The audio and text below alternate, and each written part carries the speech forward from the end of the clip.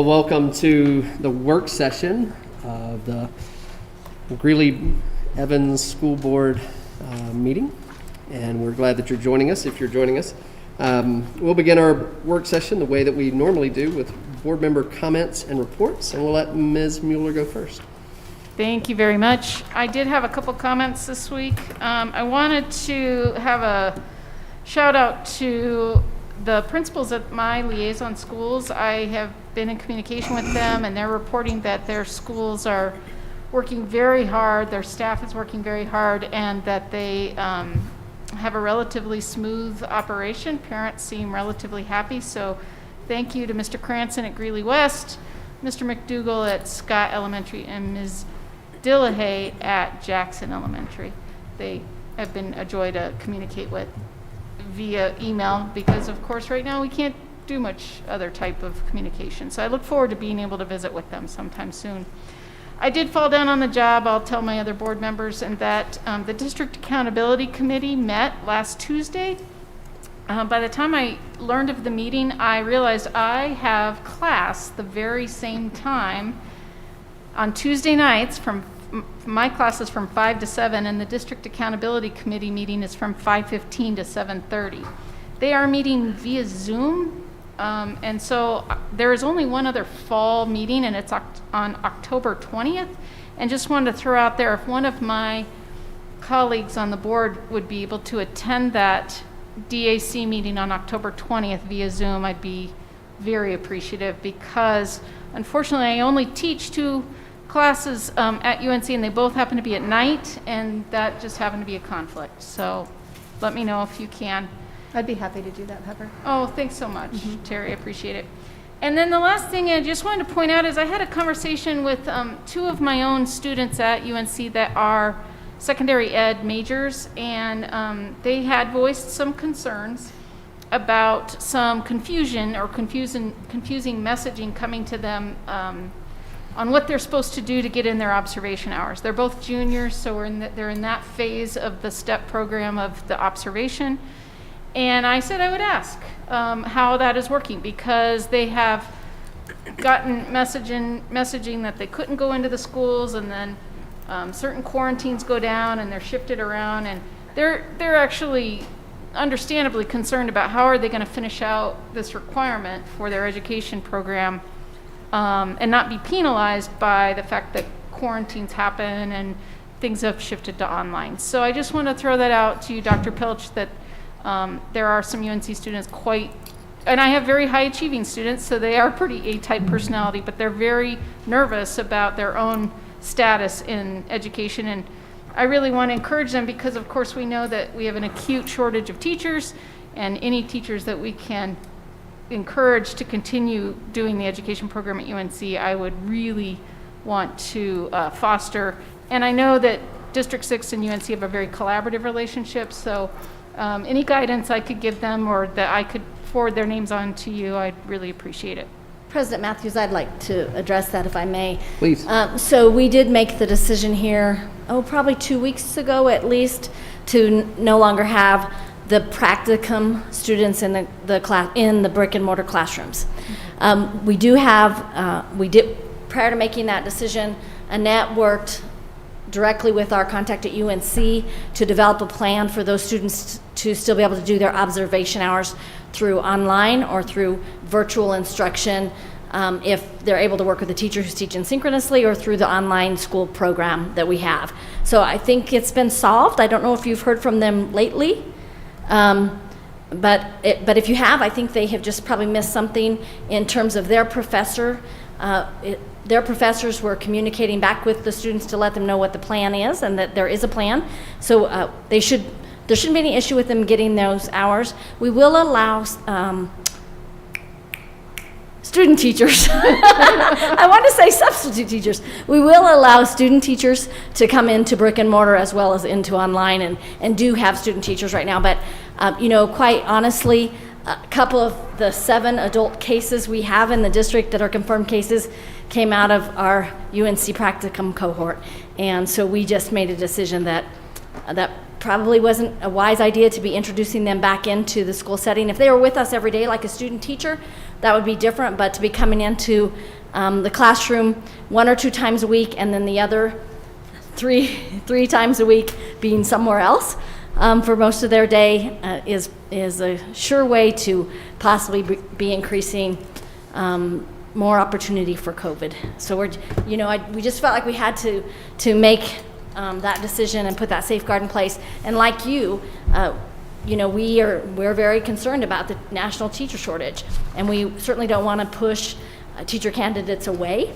But also, I think we have a good solution for them to still be able to get their time in and to do some meaningful work, and probably in an environment that they will be teaching in one day.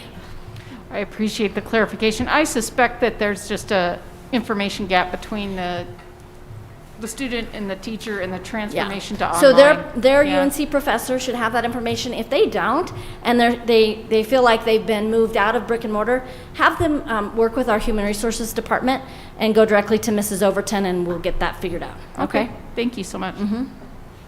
And that's all I have. Thank you. Thanks, Pepper. Mr. Hafley.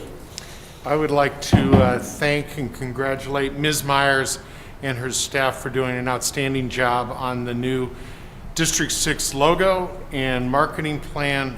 It's an incredibly strong logo that represents us very well, and you and your staff deserve unbelievable credit for doing a spectacular job.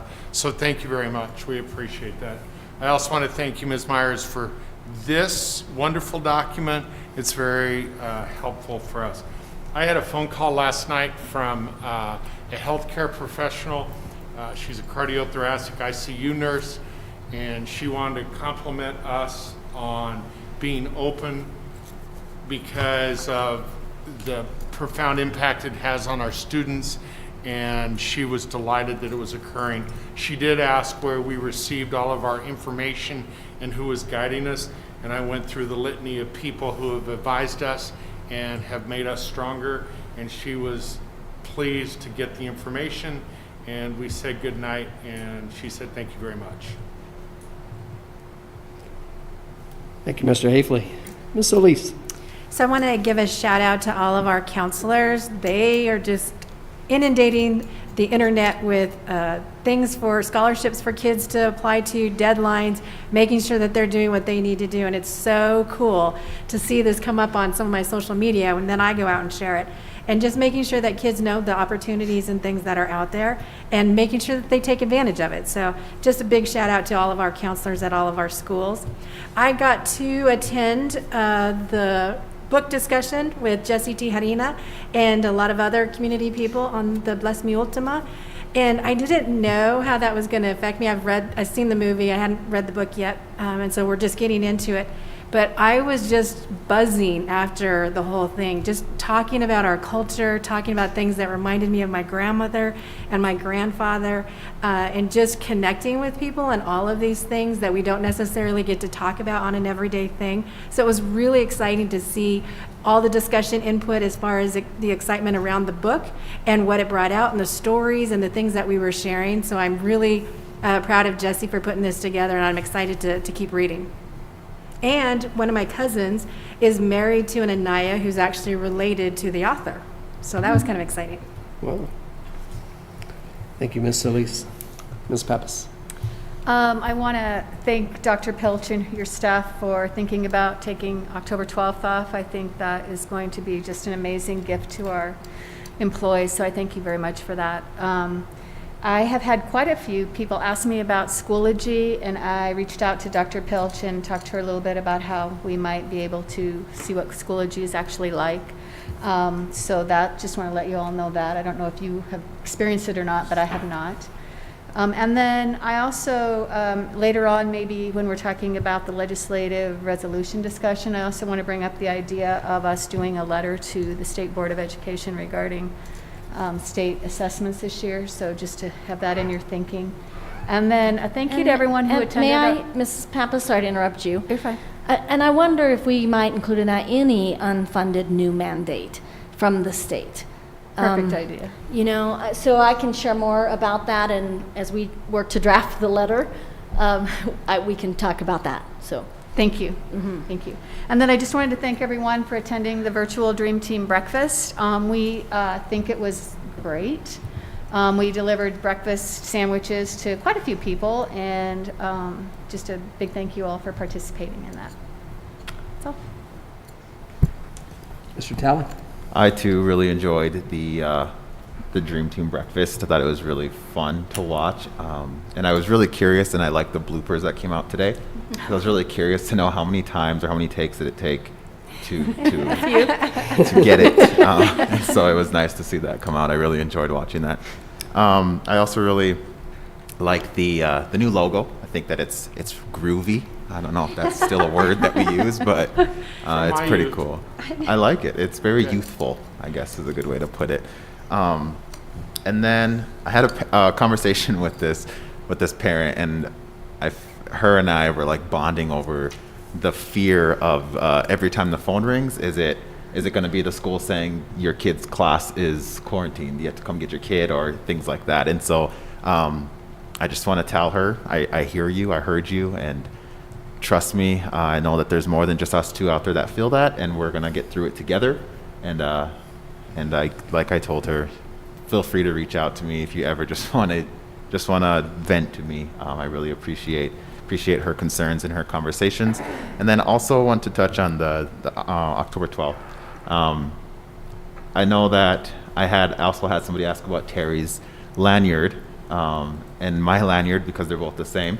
And so October 12th in South Dakota, and I know I'm in Colorado, I know, but is Native American Day. And so a lot of us celebrate that as not as Columbus Day, but as Native American Day. And so just want to say thank you to the individual that recognized their lanyards, and then thank you to Dr. Pilch for bringing that day up. I know that we don't celebrate that here as that day in Colorado, but it's coming. I could feel it. That's all I have.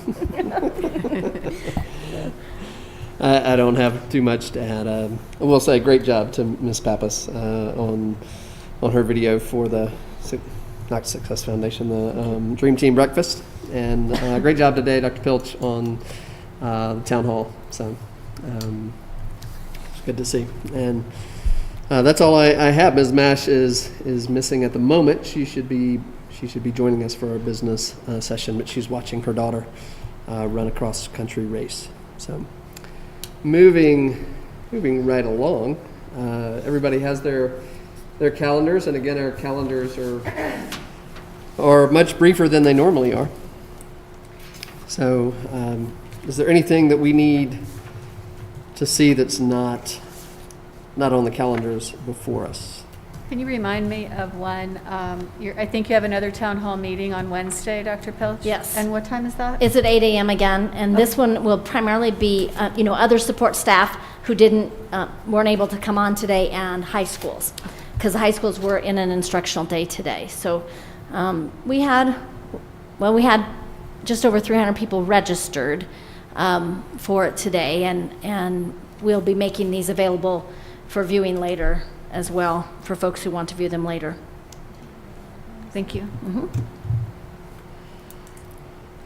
Any other calendar events? So, Mr. Matthews, I'll just add, I don't know if this got on your calendar or if you even got invited. There is a check presentation tomorrow from Atmos Energy that will occur at Centennial Elementary School at 1:30. I think they're going to be there about 1 o'clock and do some pictures with nutrition services and things. But I know if any of you are available, you'd be more than welcome, just to be a part of that. They are donating $25,000 to nutrition services. And what time is that again? At 1:30. But I think they'll be there at 1. I can't get there till 1:30, so I know they're going to actually do the check presentation at 1:30, but they're going to do some photo ops and things outside there with the nutrition services people at 1. Christina, were you going to add something? I was just going to say, if you are going to attend, I'll need to know so that I can Oh, we post need to that, post because it. it is less than 24 hours. Yeah, so can you all just let her know? I mean, right now, do any of you plan to go? Do you know? I'll go. Do you need us to go? Well, it's lovely if we have some representation, so. I'll go as well. 2 of you can go, good. Now we don't have to post it. Excellent, Good? and we're fully legal. Thanks, guys. All right, thank you, Christina.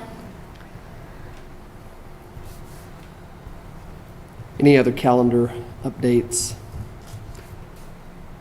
We're not meeting on the 12th, correct? We are not meeting on the 12th, provided we pass that. later in our so business it's- meeting. So yes, we don't even have the 4 that are on here. We only have 2. 2 in the near future. So, all right. Well, we are to the big part of our work session, and that's our CASB legislative resolution discussion. And so, Dr. Pilch, I will kick that over to you to get us started on this. Thank you, President Matthews. So Natalie does plan to attend the delegate assembly next month, which will be on Friday, October 30th, and will vote on behalf of the school district and represent the school district in the delegate assembly hosted by Colorado Association of School Boards.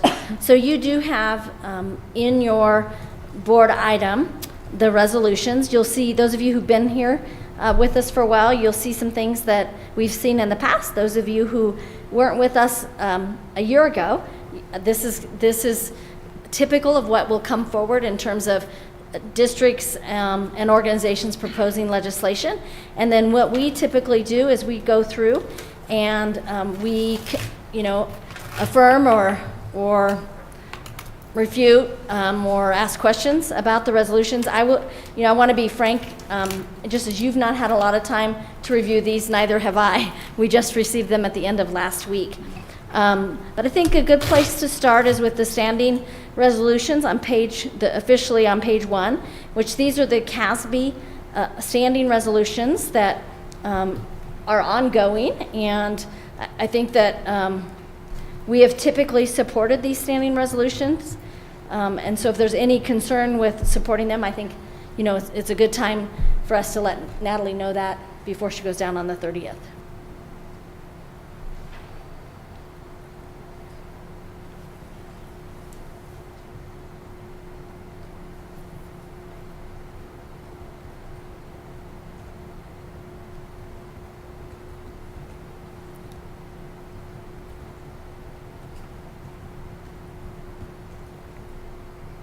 So are we comfortable with the first section around student academic growth and achievement, knowing that we do plan to put together a letter around the possible impact of state assessment this school year? I think, one of the things we were visiting about today, not only is there concern over the disparity of how students may perform depending on when school districts came back into session or didn't come into session, and really there's some significant, I think, access and equity issues with what occurred last spring, with families and us all being forced to go online when we knowingly did that, with many families not having access to the internet.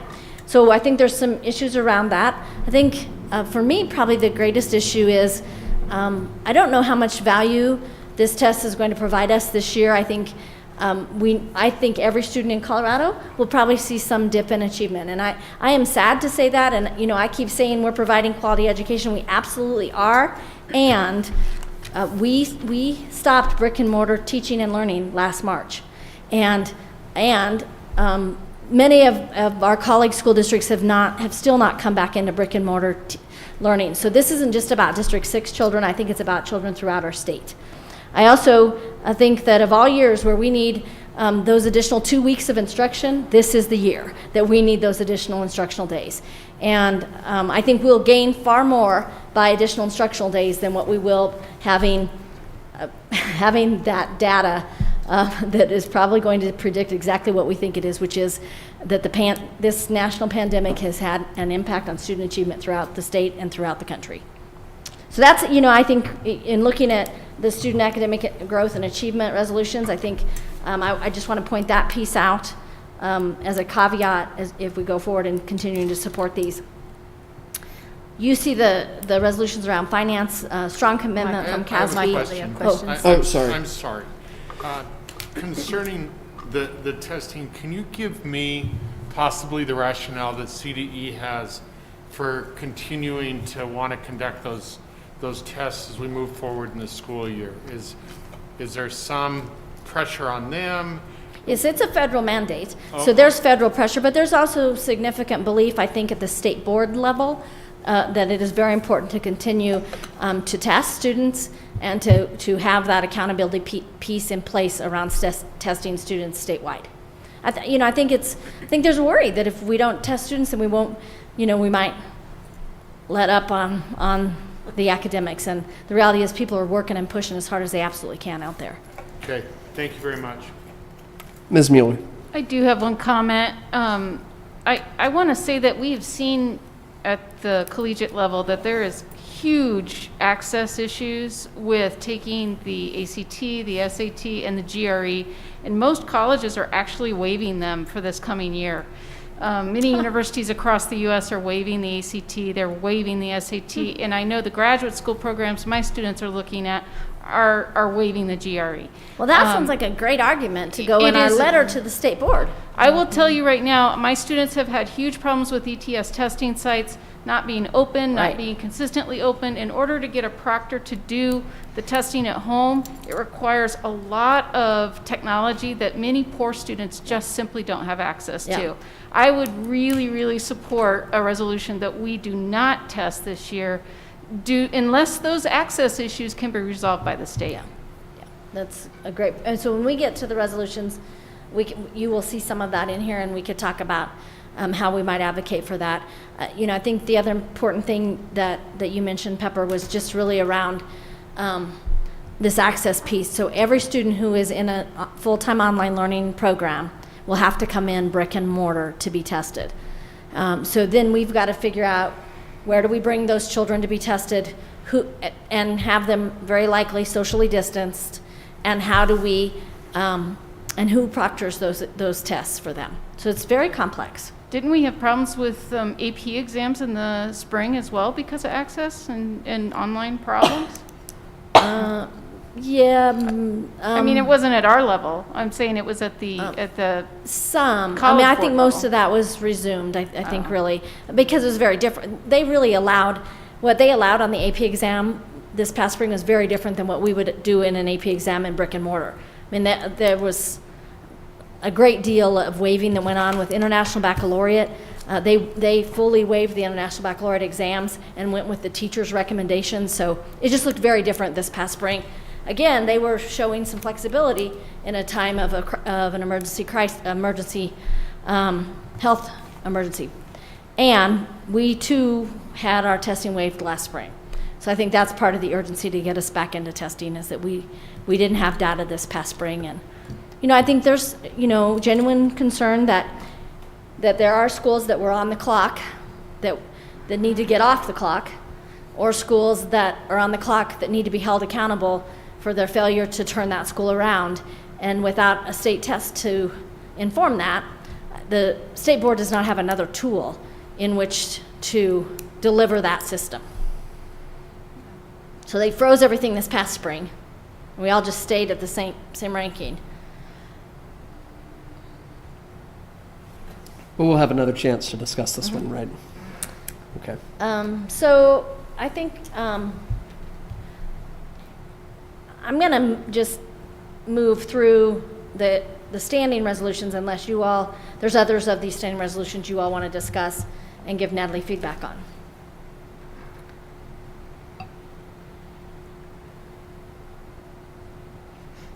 And then you see that the Colorado School Boards Association has federal resolutions that are not only informed by the Colorado Association of School Boards, but also by the National Association of School Boards.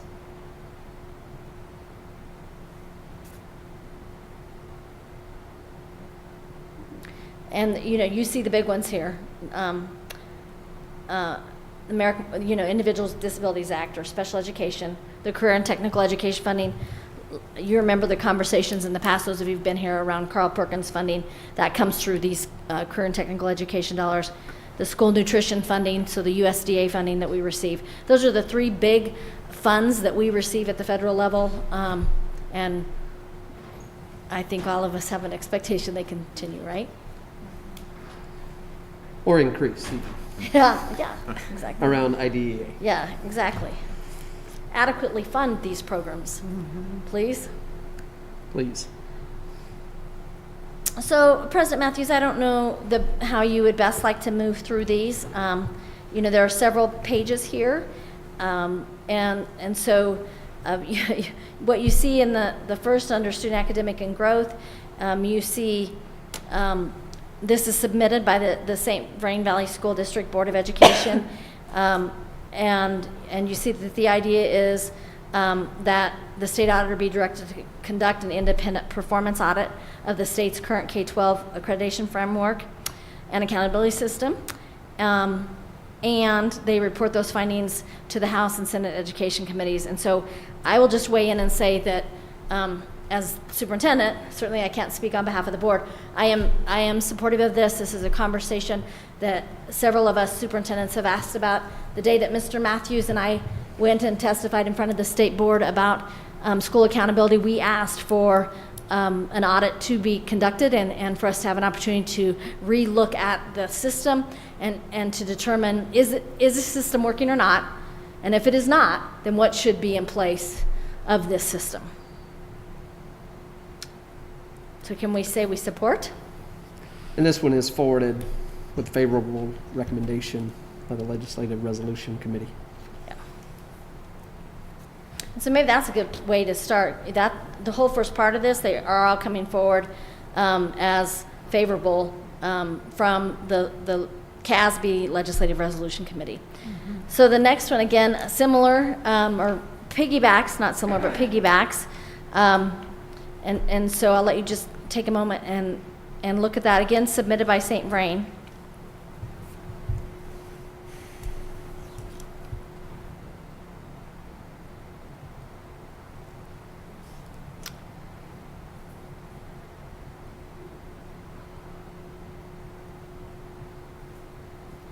So the idea, and I commend them for proposing this, is that we would be able to increase Wi-Fi access to students and to school districts. And this is especially important in the environment we're in right now.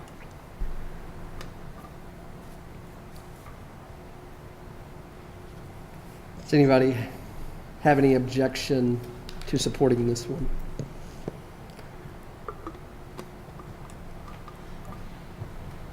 All right.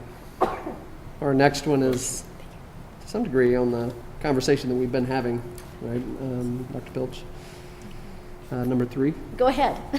Feel free. This one, again, comes forwarded with favorable recommendation by the Legislative Resolution Committee, which means that they've looked at this and support this. But this is, CASB supports continuing the COVID-19 waivers, pausing state testing, related teacher accountability measures, and the accountability clock for 2020-2021 school year.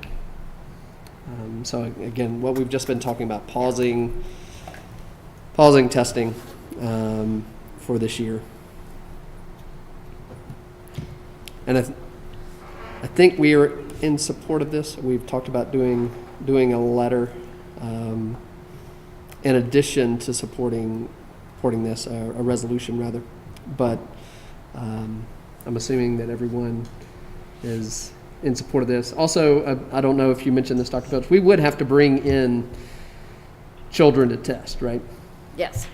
So all of our online students, Yep. they would not get to take those tests Yep. online, which creates some spacing issues for us as well. I appreciate the sentiment, I suppose, but it's just apples and oranges. It's two different completely situations of testing and two different completely types of education and instructional methods. So I don't even know if it's going to be well worth the expense on the state's behalf to even try to compare these years, because we're doing something that's never been done before. And I just think it's almost insanity to believe we can do business as usual. Agreed. Mm-hmm. I also wonder, in addition to writing a letter, if it would be beneficial to also have a presence at the state school board. I don't know what the protocols or anything for that is, but I feel this is really important, not just for District 6, but the entire state of Colorado.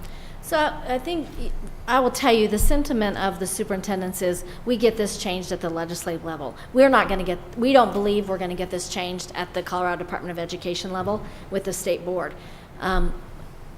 at least most of my colleagues who I visit with about this issue, that's, our belief is we work with our legislators to change this. That change is going to come from the state board. But so I think your letter, your resolution can go to both the legislators as well as to the state board. And even as you look at the next piece, which is really around teacher evaluation, educator effectiveness, it links directly back to this same issue of testing and testing me and the driver for believing a belief that that's how we change teacher practice and improve instruction, which there's very little evidence that that's really the driver of improved teacher efficacy.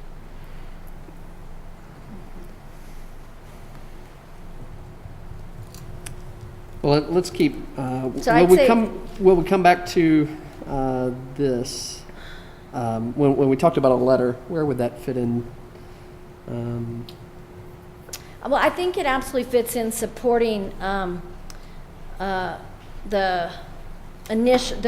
first one, resolution number 3. I mean, I think that's where it goes. But I also think that we can have communications chief work on this for us, and then we can begin to disseminate that, Okay.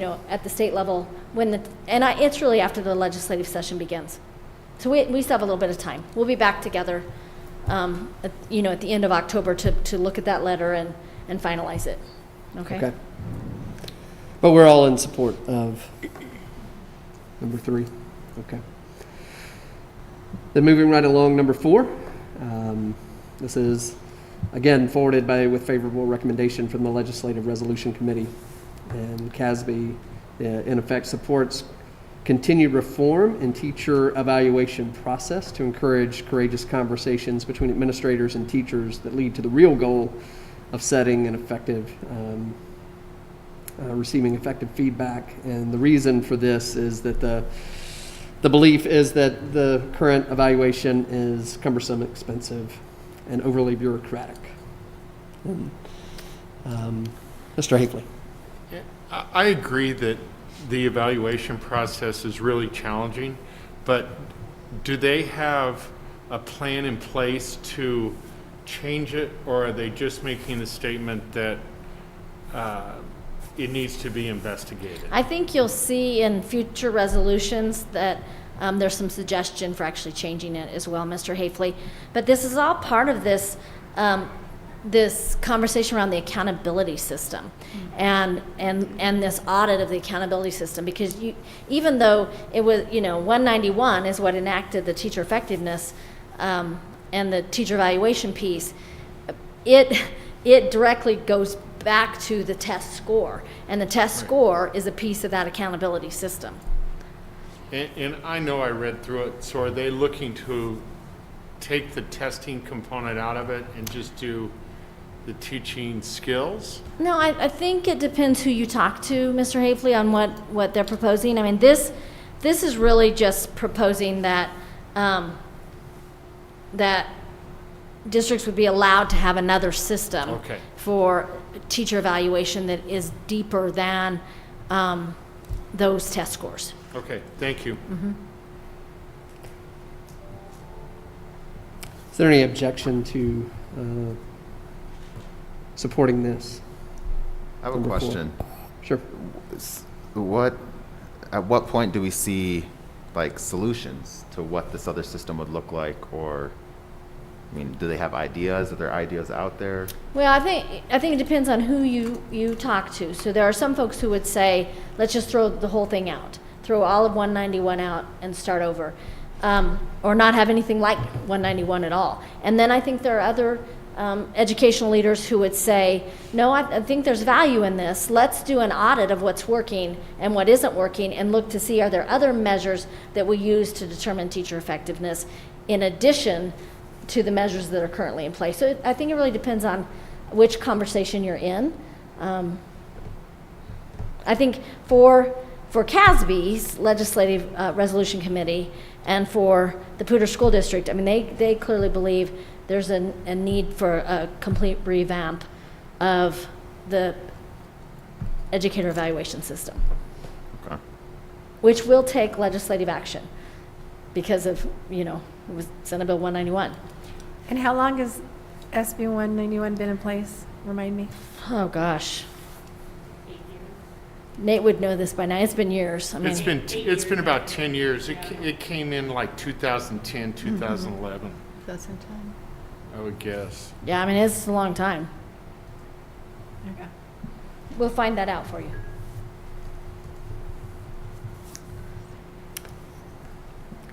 Any other questions or any? It was 2010. 2010. Thank you, Christina. Thank you. Good job, Mr. Hafley. Gosh, 10 years. It probably should be evaluated. Right? That's what I was thinking. So maybe one way to proceed, Mr. Matthews, just say, is there any concern with moving this forward for support? Any concern with moving this forward for support? Number 4, you mean, Yes. Dr. Phillips? Yeah, is there any concern with number 4? Okay. So we'll vote to support number 4. Next is number 5, and this one is around, well, it also is forwarded with favorable recommendation from the legislative committee, but it's October count model, and the essentially what they're proposing is to come up with a more equitable way to count school districts, and I see everyone nodding their head. Another part of our education system that doesn't make a lot of sense, that we just want to count kids on one day.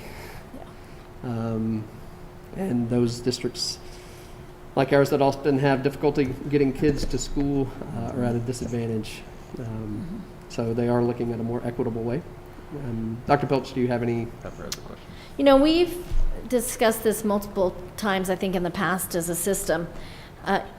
So I agree that a single count day is not appropriate, and especially this year. When superintendents, we're all sharing.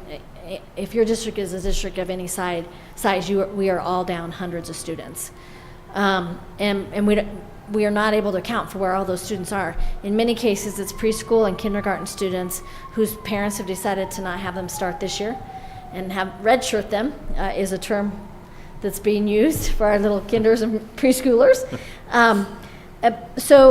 Although a single day, especially in this model where part of our kids are online and part of our kids are in person, some of all of our high schoolers, most of our high schoolers are on a hybrid schedule. A single count day is certainly not favorable probably for anybody, and especially for a district with our demographic. Having said that, it isn't helpful either if there's a single count day in October and a single count day in February, and then we have to give money back, which is what some states do. So although I support that the system be revised, I would also want, and I would like my recommendation be that Ms. Mash take back, we want included in this, a thorough study that, as it says here, to work with superintendents, professional associations to ensure a new system that serves the needs of all schools across the state. I mean, that is the most important part of this. Depending on the system that is developed, it could be punitive to us as a district. So you've seen something like this come forward before, where they've proposed a day in October and then another day in February, and we have actually opposed that because I don't think that will benefit us. Because of partly because of what happens with kids as you go throughout the school year. So would there be another time in the year that would be beneficial to have another count day? I think that most of us would say don't do it. Let me say what I would say. I would recommend you don't have any single day, that you look to do averages, and you look at windows of time, like rolling averages, and you look at average daily attendance and determine a count in that manner. The other thing that does is it still holds people accountable for keeping kids here. So right now, there is nothing after October, whatever the date is, October 7th or whatever, after that date that incentivizes a school or a district to keep a child in that district. So because they're not, there's no money for them after that date. So I actually am a proponent for dates that go beyond one date in the fall. Dates that are a combination of dates that would keep kids here and keep us working hard to have students engaged throughout the school year. So if we were to do any kind of letter in support of this, is there a way to include that information in there so they have something to kind of work with or know what we're kind of thinking? I think I don't think you need to do a letter. I think what probably needs to happen is we need to have a conversation with Natalie. Okay. So Natalie knows what to take forward. And then if it ends up on the House or Senate floor, we may want to go testify. Okay. I have a question regarding this. How are we counting this year with the different instructional Yeah, methods? students will have to be engaged on that day online for it to count. Wow. Okay. Yeah. So people are worried. We're worried. Every superintendent is worried. So they will have, we will have to be able to demonstrate that the students went in and logged in online and were engaged in instruction on count day.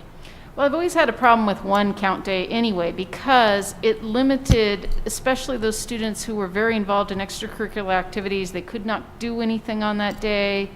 It limited if we had a snow day miraculously. I mean, I know they would shift the count day, but it just, I think it causes problems. I don't think student activities interfere with that, Ms. Mueller, because that's not counted as official absence. It's counted as an activity absence.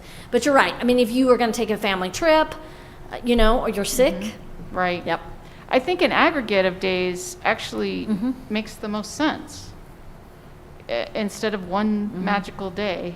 So I would be in support of looking at that system again. I know back in a few years ago when I was here with the district, what you see is after the single day, you see an influx of students coming back from online platforms or schools, or being shifted around from different school to alternative schools. So I like the idea of having an average of this time. So we're not targeting, and then after that date, some schools or some programs might be like, all right, you can go if you want. I don't know. I don't like the 1 day deal either. You make a great point, Mr. Talley.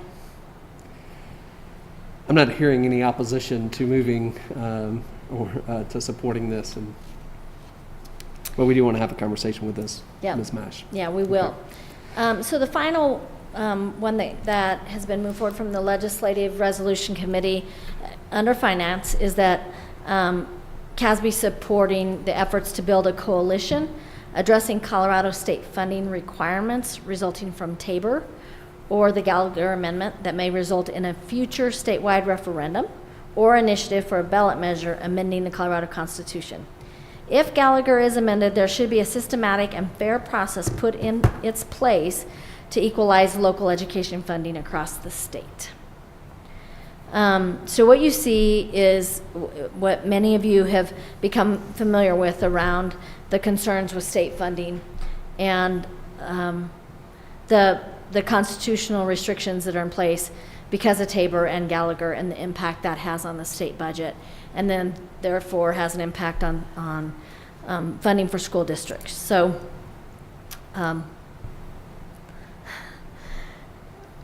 you can see here in this language that there's a belief that to continue the budget stabilization factor is contrary to Amendment 23, which has been tested and we did not win that.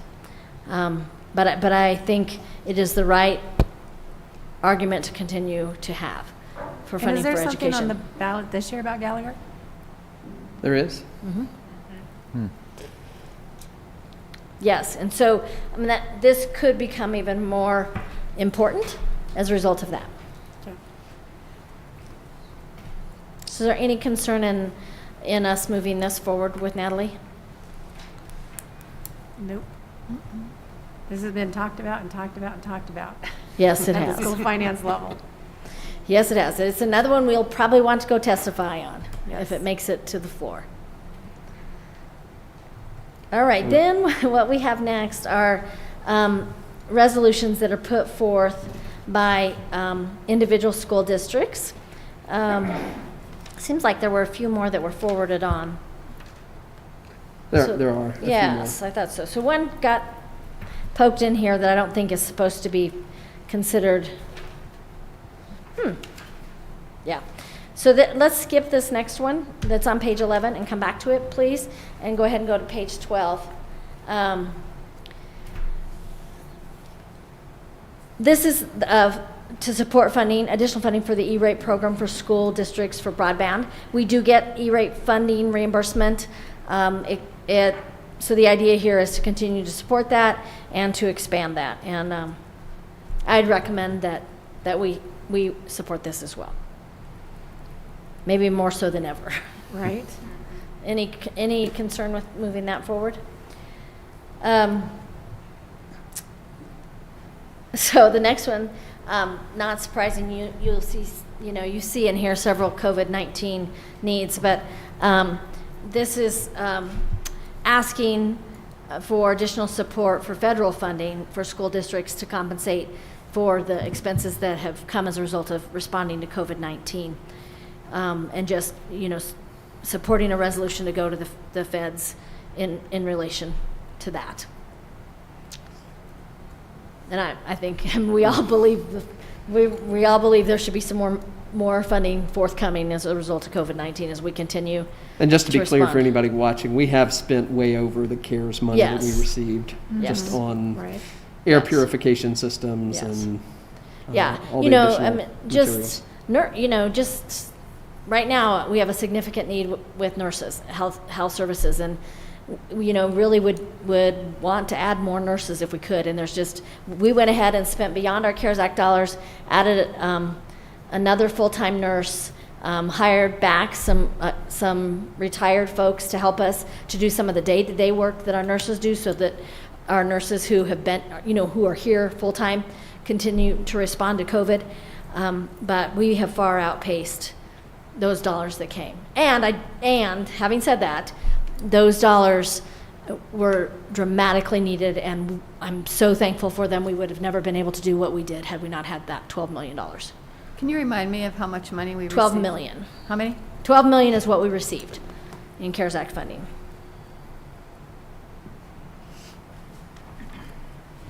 Okay.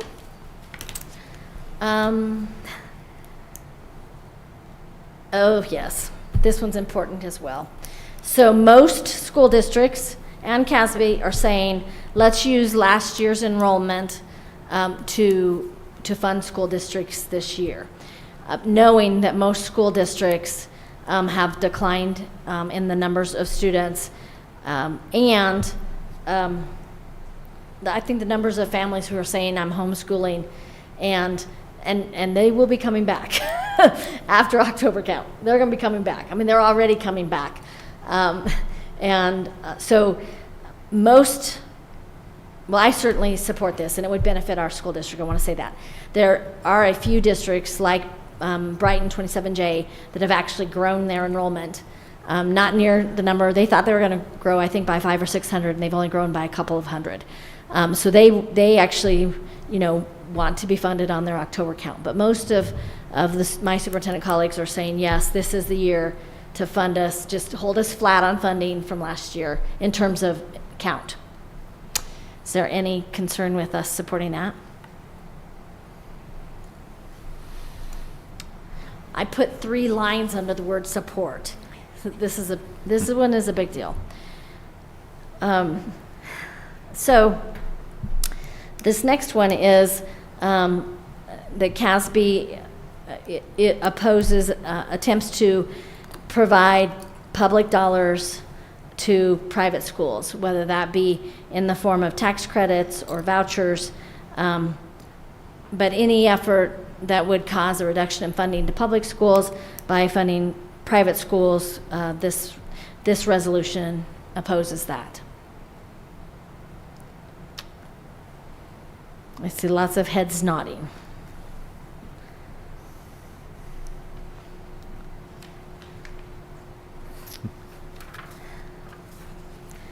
All right, another finance.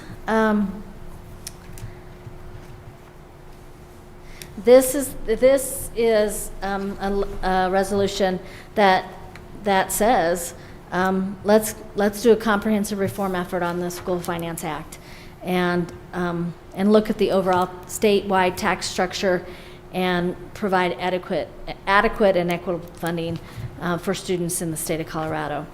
And then you see that school districts have lost $9.3 billion of constitutionally required funding since 2009.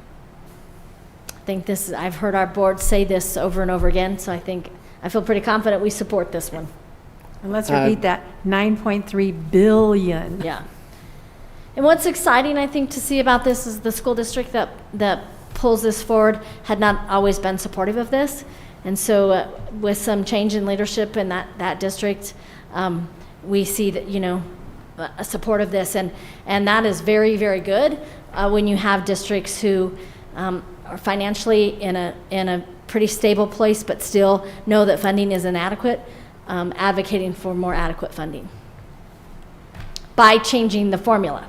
So it's one thing to just advocate for more funding, but it's another thing to say, let's change the formula of how we fund education.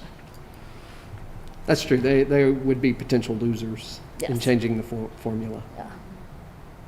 Correct. Yeah. Okay, so this next one,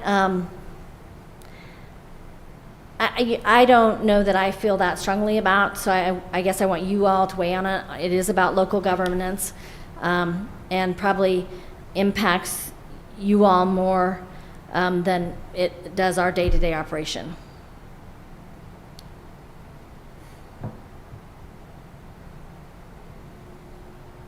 And quite honestly, Nate and I have not been able to have a conversation about this from a legal perspective, but this is one we probably would want Nate to weigh in for us before we make a decision about where we land on this one.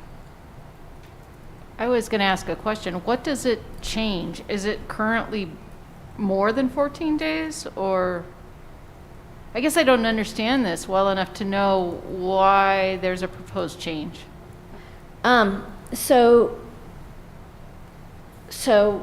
This proposal is that, yes, there is no 14 days now at all. So this proposal is that there would be a wait time prior to the hiring of an executive. So it'd be if you all had to hire another superintendent. If you just have one finalist. I got you.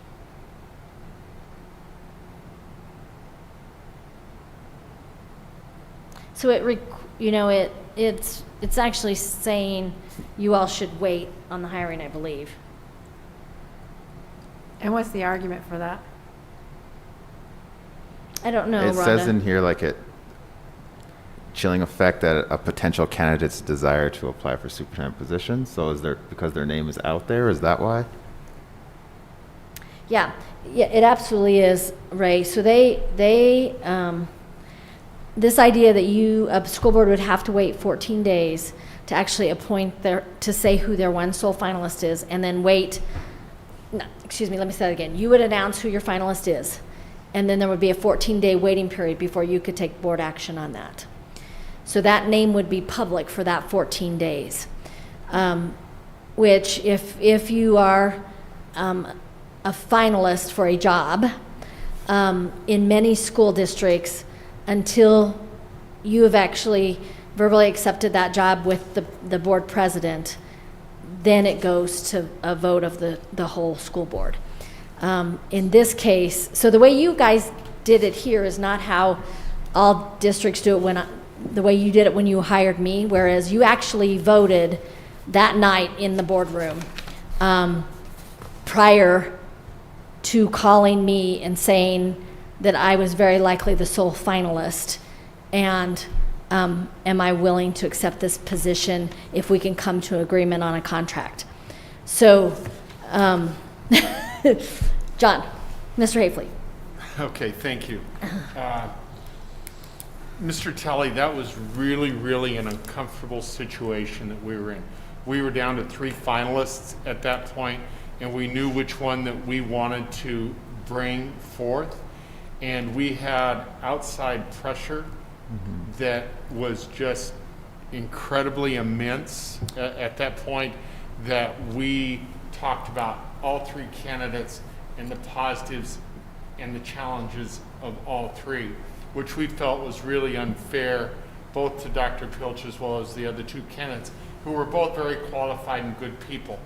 And we received this, Ms. Solis would agree, this unbelievable pressure from one individual who had social media power, and that was the reason that it was done the way it was. Because there's lots of districts, they come up with one person, they present that person, and I think this 14 days allows people to get in the ears of all the board members that they know and share their thoughts about that candidate. Okay. So the other piece here, though, is that you wouldn't have to name your other finalists for those 14 days. And that's really, really important, because we had to talk about the goods and the bads of those people, and that was really, really uncomfortable for all of us when we made the decision concerning Dr. Pilch.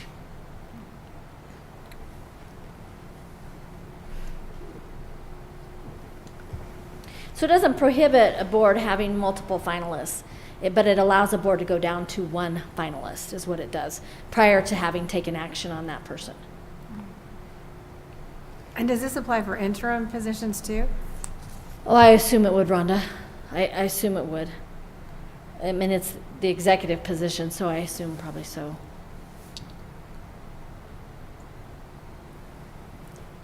Overall, it seems like a positive change, yes, from your position as a superintendent. I think anything that encourages a Board of Education to have candidates come forward, and so this, makes a safer environment for candidates. So to just kind of walk you through how it could look, instead of bringing 3 finalists into the district and having them go through the whole thing like you did when I was hired, a board would be allowed to bring just one person in and do that, thereby keeping the other 2 finalists, other candidates that you were considering confidential, maybe to protect them in their employment in their current district or for other job searches they might be engaging in. So it does make a safer environment for candidates to come in. I think I like this, but I don't like the 14-day part of it. To me, it just seems like it's, like Mr. Afley said, it gives you more time for people to attack or whatever it may be, get in the ears if they need to, but I don't know. Well, and I also wondered about our process that we did. I mean, because we had community groups that were also interviewing, so how would you keep the candidates' information? Yes, you couldn't do that if you chose to just have one finalist before community group. So I'll give you an example. I don't know how much it would ever apply in a community like ours, but there are some very large districts where candidates want to know they are going to be kept confidential until they are the finalist. Because of the district they're currently in, or because the position is so high profile. I don't know that this is that big of a deal in Colorado. It very well may be in Douglas County, Jefferson County, Denver Public Schools, those very large districts in our state. But I mean, that's where you see candidates worried about this sort of thing, of being out there as a finalist and being public, and they're not really going to be the choice. So, and if this was in place, I mean, the way we did it, we wouldn't be able to do that. You with would not. community members. You are right. So, yeah, I would. Yeah. Well, you could, though, yeah? You could. You just wouldn't have to. Yeah. You can. You just can don't have have 3. to. Oh, okay. So this would, yes, you're absolutely right, President Matthews. What this does is it opens it up that if a district doesn't want their candidates public to protect the candidates' anonymity, they don't have to make them public until that last 14 days. But it doesn't require you to. No. Okay. And I apologize. I don't know. Well, it looks like just Casby brought this forward. I was going to say it doesn't look like a school district brought this forward. So, Academic district? yeah. Academy District Academy 20. district, yeah. Does it say Academy did? Yeah, sorry. Oh, there it is at the top. Sorry. Mm-hmm. Well, they recently did a superintendent search, so that makes sense. I think that was my only question, kind of as Rhonda was suggesting, is there any unintended consequences that end up becoming a negative in causing it to tie districts' hands, so to speak, on what they could do. But if this is not a mandate, but instead of a, you can do it this way, Yeah. then I'd be more in favor of it. And you know what, I'm going to have Nate do some work on this from the legal side and look at current statute and look at this, and we'll get you some more information on this when we come back together later Okay. this month, okay? I mean, We'll I don't know if it really applies to us where we'd really even need to weigh in right now on this. We can always say it's not our fight. And number 14. Oh wait, that was number 14. Yeah. Oh no, wait, No, that was 13. that was 13.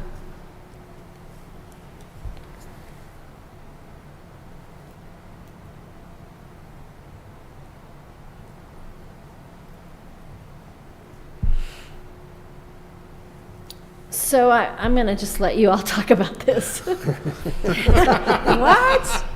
I really want to know what you think. So is this saying that if I have a child and there is a prescription from my child's physician that I can or another qualified person can give that child the medication during the day while at school? I think we've already done this at a state level, right? We're just asking Congress to recognize our states. That's what I was That's what I was wondering. I thinking. feel like Yes. that's what I was wondering. You're absolutely right.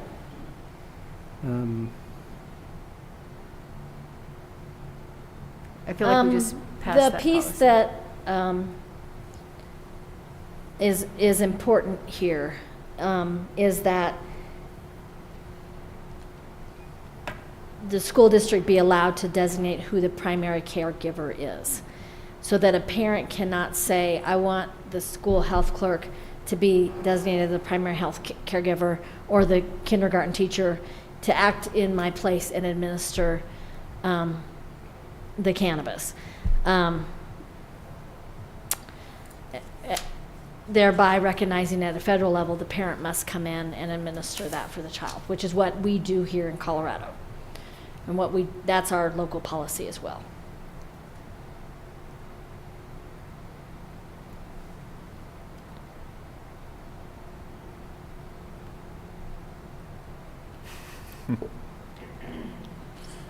I'm unsure what the federal government would do. Right. I know. I know. I'm just not sure why this is needed. I think I would recommend we stay neutral on this. I'm going to probably regret saying this after I say it, but really we couldn't even come to an agreement on hemp. So Yeah. I don't think Congress is going to take this up anyway, No. so I think if we just stay neutral and just do the things the way we've been doing them, it's probably the best. I'm going to recommend we stay neutral, unless you all have other recommendations.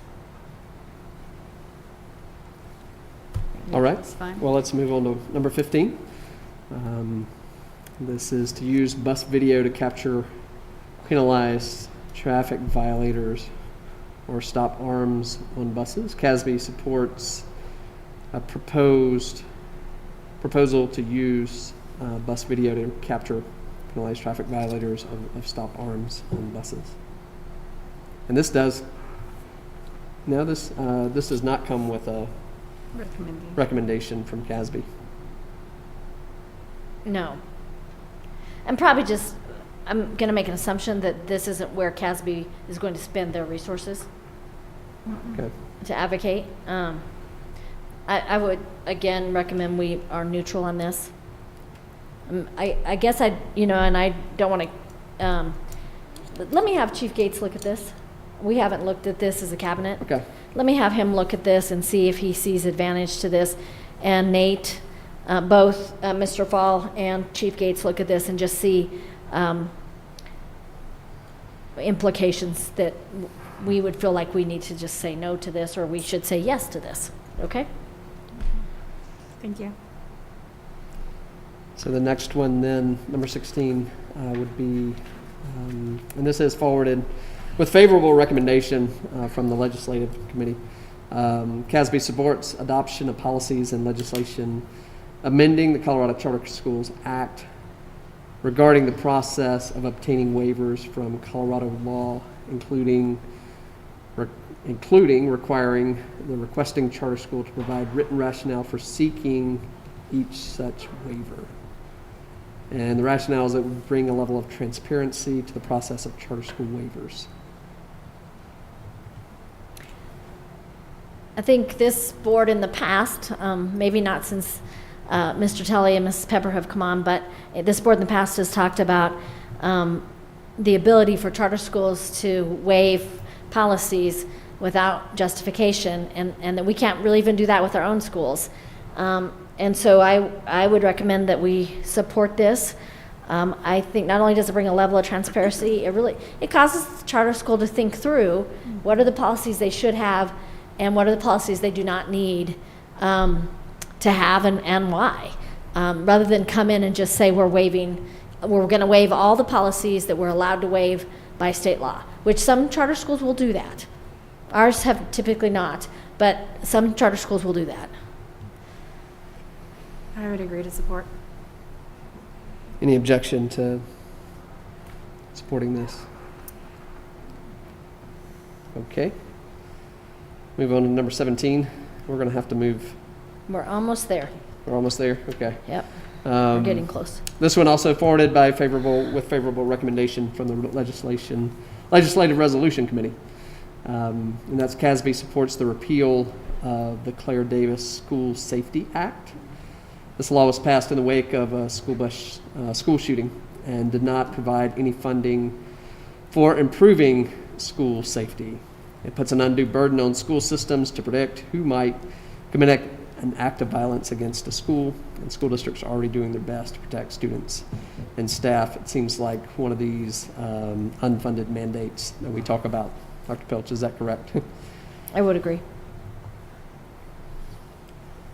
Any reason we shouldn't support this one? Well, it's distasteful to not support the Claire Davis School Safety Act. I mean, that is say why neutral? school districts have struggled with bringing this issue forward. But I will tell you, it does put an undue burden on school systems, and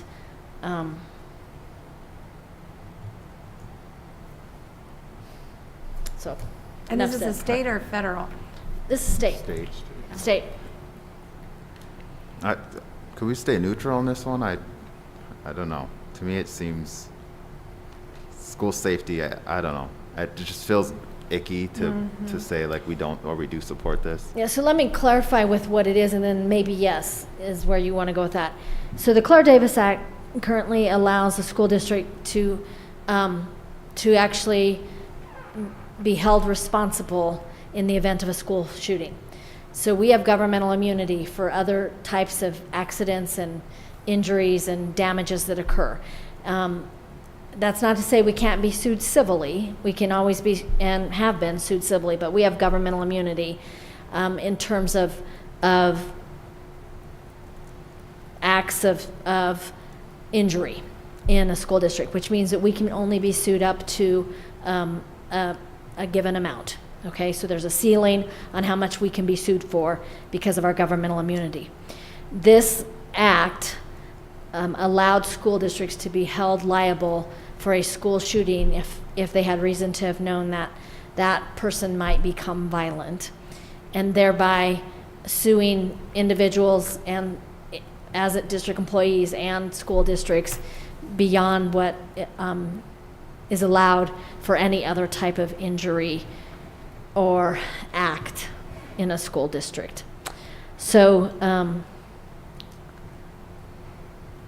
I just don't, I mean, how would you prove that a school district would know that someone would become well, and violent? that's where the undue burden comes in, Ms. Solis. So currently what we do is, all of us, we spend significant amounts of time monitoring social media, monitoring safe to tell reports. Many districts have actually purchased software programs that cull through social media, cull through emails to watch for potential threats of violence because of the worry that the school district could be held liable. Chief Gates, is there anything you'd like to add about this? Your sentiment has been right on so far, Dr. Judge. So can I ask, do you think this act was come about because I can understand the undue burden of school systems trying to predict acts of violence when they have no reports coming in? I'm wondering if this was in response to the Florida school shooting specifically, where there were multiple reports about the shooter directly to the school, Yeah, not on no. social media, This but is to the state school. law, so it is not Okay. related to what happened in Florida. This is specifically related to the shooting at Arapahoe High School. Okay. Where a student by the name of Claire Davis was shot and died in that school shooting. There was indication in that case that the student who committed this crime did have some mental health issues and some concern. You know, there had been concerns in the record of this student, and so there was a desire to hold the school district liable at a higher level. So advocates for that proposed the Claire Davis Act, which said school districts need to be held accountable, and so they do not have governmental immunity, meaning they can be sued for far more damages than which is typically $1 million, than those damages if they should have known that the person who committed that act of violence possibly would do that. How would a school be held more accountable than the parents? Well, the parents don't have the kind of money school districts do, Ms. Solis, so I think there you have it. Yeah. I'm feeling inclined. That's why we have governmental immunity. I'm feeling inclined to join Mr. Talley in this desire to maybe remain neutral. My fear is that I'm trying to figure out what should have is defined as. You know, what is considered should have, the threshold for should have known a student was going to be violent. And unless that's truly clarified pretty specifically in the act, of which I do not know this act, so I would defer to our counsel about what it says, I think we might not want to take a stance on it. Because I don't want to revoke something that is keeping the honest accountability that school districts should have through things like Safe to Tell and viable threats that are made to counselors and teachers and such like that. But I also am concerned that, you know, we can't always know everybody's mind that attends a school. So how do we know what's the should have? Yeah. No, I can't disagree with you, and I will say the intent behind the Claire Davis Act was well-meaning. Right. It is about saying, hey, everybody needs to do their due diligence to make sure that we don't have a school shooting. I think where school districts, and the district in particular who put this forward, I think school districts, and we believe too, we don't know a lot. I mean, there are a lot of things we don't know, and Claire Davis Act allows us to be held accountable at a higher level for this type of act than any other act that could be committed in a school setting. And I think causes a great deal of angst for school districts and a lot of worry around are we, you know, what we're doing. So it's a tough one. Was there any guidelines attached to this as far as No. what proper protocol? No, you know, for a the school Safe to Tell stuff is very linked to this and the importance of following Safe to Tell, but we do. No, this act just allows us, it takes away our governmental immunity, is what it does. So it allows a family to sue a school district for a much greater monetary amount than what any other kind of case in a school would allow. But there also has to be evidence that the school knew, right? I can't just come in as a parent and sue you. I think what's tricky is it hasn't has not been tested much. Yeah. So I think there's a lot of worry behind what does that mean that we knew? And I'll tell you the other piece behind this, knowing this district it's coming from, is this very district does not want all that information put into student records. But part of what we have to do is put this information in student records. So as a student goes from 5th grade to 6th grade, that is in their record. So that when the 6th grade administrator or counselor begins to see something, they can see what happened back in 4th grade and know, yikes, there may be a pattern here. And so part of what's behind this is we've got to put that in a student's record and keep it in a student's record so that we know. And so that's part of what I'm certain this district is probably worried about. So we have a system, we have with our MTSS system that ability for that information to be transferred from year to year, which Correct. when those conversations happened, that it wasn't just that district, it was a lot of districts and a lot of educators that were, no, we're not going to put that information, we're going to start fresh every year. Yeah. So I think we've come a long way Yeah. in documenting that and making sure that that information is transparent and available. Am I right in that? Oh, yes, yes. And, yes. I would like to stay neutral on this one personally. I am a supporter of the Claire Davis Act, so it's hard for me. And I think of as a parent, I would hope that that information stays with the student just in case, so the safety of my child. And I wish that this was more of a resolution around funding, more funding to support the Claire Davis Act instead of trying to repeal the Claire Davis Act. I think it was put in for a reason, and I don't know. One, as a district, I mean, let's say you see something and now you're going to do what with it? You've seen something in the record and now that pushes you to do what? To get who involved and how do you start that process? And then how do you, I mean, what if you have a parent say, why are you singling out my child when there's, other kids that have, done similar stuff, but now you're concerned that my child is going to do, I mean, without any clear guidelines and without funding, I just see this as this is a struggle. I mean, especially since we know that there are a lot of children of color that are in the punitive system a lot more than other children. So this whole thing is concerning. I agree on staying neutral. And I mean, I don't know at what point people start having a conversation about this, but without any guidelines, and this could look a lot of different ways in a lot of different school districts with a lot of different people. So this is a good one, another one for us to do some more research on and come back to you on at the end of the month. Let's do that. Next one that comes with a favorable recommendation, I think, is number 20. I think that's on page 32. So are we skipping 18 and 19? Well, they don't come with recommendations. Okay. So I was going to, and we're running short on time if we want to eat.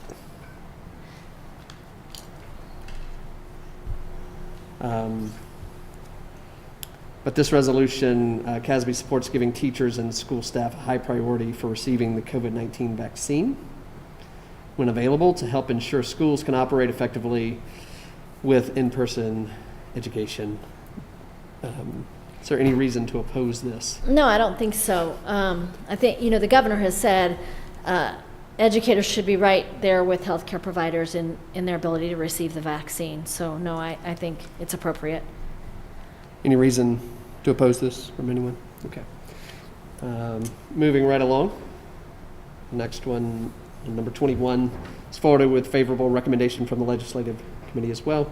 CASB supports school boards placing a high priority on reducing carbon consumption and making decisions regarding capital improvements, energy use, transportation, and supporting climate change and environmental education. CASB also urges Colorado General Assembly and federal government to take swift and effective action on climate change to protect current and future students. Not exactly sure what this does. I want us to do some more research on this one, because the last thing I want is this to be some new mandates from the legislature of things that we might have to do, say, with our buildings to limit energy use or to limit our carbon footprint. So I think we need to do some more research on this, because I think this could come with a price that we may not have the ability to fulfill. So I want to know more about what it is.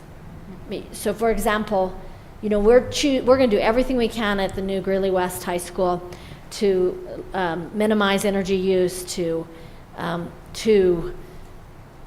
limit our carbon footprint, and we are not going to try for the LEED certification like we did at Prairie Heights Middle School, because the expense that comes with that is significant. So we absolutely will, that building will be energy efficient. That building will have all the gadgets that we can add at a reasonable cost to limit energy use and our carbon footprint. But we are not going, we made a decision that square footage was more important than that LEED certification. So I would want to know more about what comes with this. If it's the kind of requirements like that LEED certification required, you all know, those of you who were a part of that, those are significant changes and could add millions and millions of dollars when you're building buildings or renovating buildings, depending on what the requirements are. Okay. Well, that is the last one that comes with recommendations, and we are, it's 5:23. So is everyone okay with us not discussing the last couple so that we can move on to eating before our board?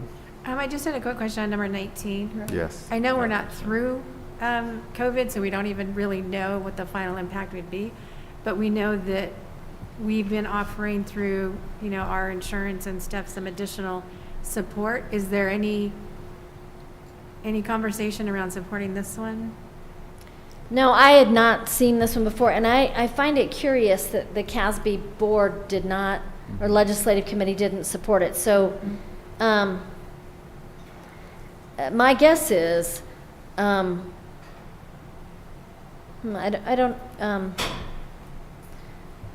wonder if they just left that off on this one, because it says CASB supports adoption.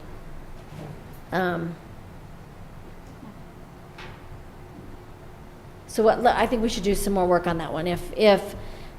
There's some safeguard language in there, recognizing need, providing funding. So if they recognize need and provide funding, then I think that's appropriate. Right. Yeah. Mm-hmm. So I think this may be a typo from CASB. I wonder if they did support this. Yeah, if you can check on that, that'd be great. Yeah, it's interesting they supported this one, or did not support this one, but did support The carbon one. the carbon one. Yeah, I think it's a typo. just Maybe it's a typo. I think it's a typo. Okay.